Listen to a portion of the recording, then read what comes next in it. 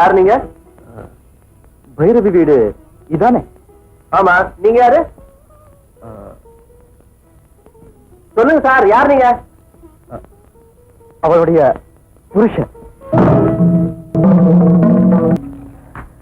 கொஞ்ச நாள்ல சாக போறேன். அதனால டாக்டர் சொன்னார் எனக்கு பிளட் கேன்சர். உனக்கு என் பாராட்டு, உன் மனைவிக்கு என் வாழ்த்துக்கள். தேங்க்யூ.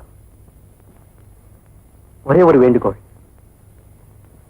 மன்னிப்பு கேட்க நான் தேடி வந்த விஷயத்தை எப்பாவது அவகிட்ட சொல்லிடு. நான் செத்தப்புறம் தான்